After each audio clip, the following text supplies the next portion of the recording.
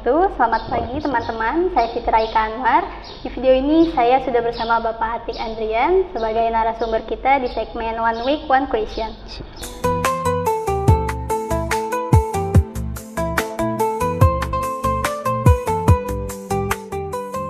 Bagaimana Bapak kabarnya hari ini? Alhamdulillah sehat, baik insyaallah.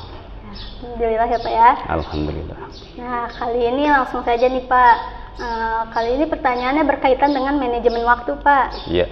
Nah pertanyaannya itu bagaimana sih Pak tips mengatur waktu antara kegiatan perkuliahan yang padat dan waktu beribadah?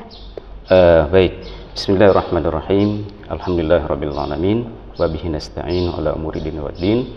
Wassalatu wassalamu ala asrofil anbiya'i wal mursalin wa ala alihi wa sahbihi ajma'in. Amma ba'du.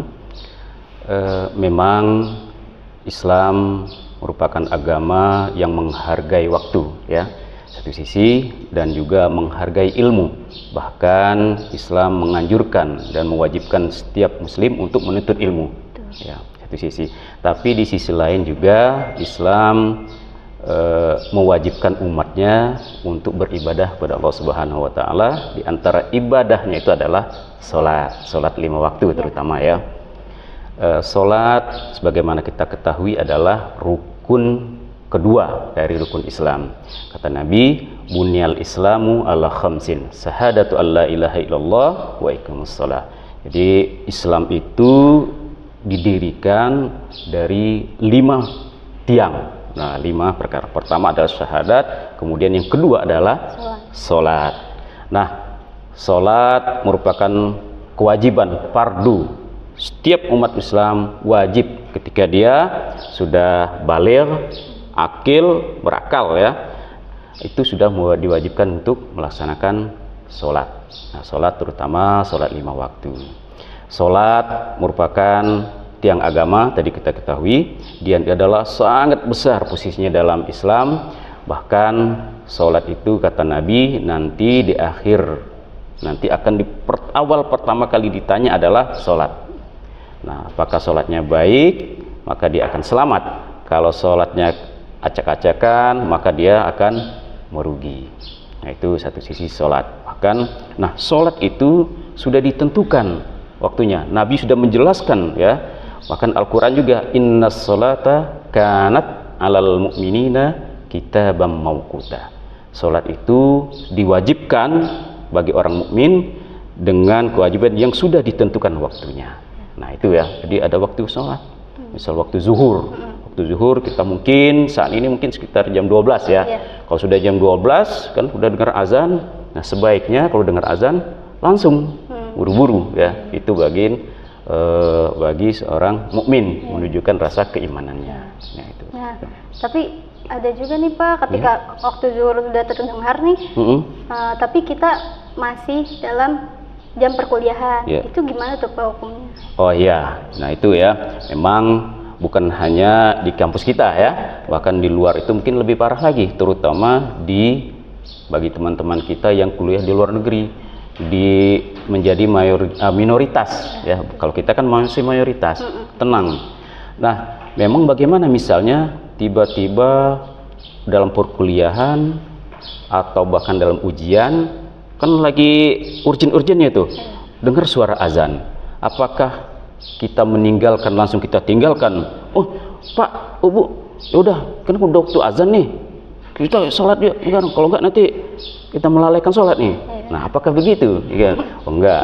Nah, ulama sudah menjelaskan, misalnya kalau ya ada uzur yang syar'i, uzur yang dibolehkan, boleh kita bukan menunda-nundakan ya, maksudnya kita akhiri dulu pekerjaan kita saat itu. Misalnya dalam perkuliahan, kuliah kan misalnya jam 12 lewat sedikit, misalkan dari misalkan 3 jam, atau kan sebelumnya udah jam 9 atau jam 10 bahkan mungkin 2 jam, jam 12 sekian udah habis waktunya. Nah kita kondisi waktu itu yang tidak boleh kita meninggalkan waktu perkuliahan ya, kita lanjutkan saja perkuliahan dulu, nanti setelah itu langsung kita buru-buru mencari tempat sholat.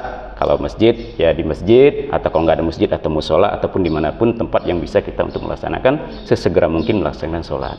Dan terutama nih bagi yang laki-laki, terutama ya yang laki-laki, yang teman-teman yang muslim, mahasiswa yang muslim yang laki-laki, usahakan berjamaah ya, karena banyak sekali manfaatnya sholat berjamaah, terutama bagi muslim. Bahkan sebagian ulama mengatakan wajib bagi yang laki-laki untuk sholat berjamaah di masjid sesegera mungkin ya. Tapi kalaupun tadi dalam konteksnya bagaimana dalam perkuliahan ya, kita ikutin dulu perkuliahan sampai selesai, setelah itu langsung kita buru-buru untuk sholat ya. Karena apa? Ilmu dalam Islam juga sangat penting ya, bahkan kita itu diwajibkan kata Nabi ya, thalabul ilmi kata Nabi faridatun ala kulli muslimin wa muslimatin, menuntut ilmu itu diwajibkan bagi setiap muslim dan muslimah ya. Bahkan ayat yang pertama kali Allah turunkan Al-Quran kepada Nabi adalah surat Al-Alaq, Iqra, perintah untuk membaca. Baik membaca adalah kunci pengetahuan, ilmu pengetahuan itu membaca. Baik itu membaca, kita baca sebagaimana kita hari-hari baca buku, baca kitab, baca apapun, ataupun membaca fenomena alam. Iqra. Jadi itulah kunci dalam. Jadi dari satu sisi Islam menganjurkan, mewajibkan umat Islam untuk menuntut ilmu, tapi di sisi lain juga jangan mengabaikan sholat. Nah, terus bagaimana triknya? Ada manajemen waktu. Ya, kita atur waktu kita yang terbaik. Bagaimana? Oh, ini waktu kita udah bisa kan, judul udah tersusun. Jam sekian sampai jam sekian, oh masih ada waktu. Ya, nanti jam sekian, jam asar ada waktu. Kita pergunakan waktu yang sebaik-baik mungkin. Jangan sampai perkuliahan kita tertunda, di sisi lain juga sholat kita juga terabaikan, sehingga kita tidak termasuk orang yang melalaikan sholat ya. Mudah-mudahan itu sekilas ya. Iya. Jadi kesimpulan yang bisa kita ambil adalah dalam kegiatan perkuliahan yang bertabrakan dengan waktu ibadah, kita dianjurkan agar menyelesaikan kegiatan perkuliahannya terlebih dahulu, lalu segera melaksanakan kewajiban beribadah dan jangan menunda-nunda waktu ibadah tersebut. Nah, sebelumnya terima kasih juga kepada Bapak Atik sudah menyempatkan waktunya di segmen One Week One Question ini. Nah, gitu ya teman-teman, semoga penjelasan yang telah disampaikan bermanfaat dan dapat diterapkan oleh kita para mahasiswa. Jangan lupa like, subscribe, dan share ke teman-teman kalian untuk menambah amal jariah kita semua. Sekian, wassalamualaikum warahmatullahi wabarakatuh.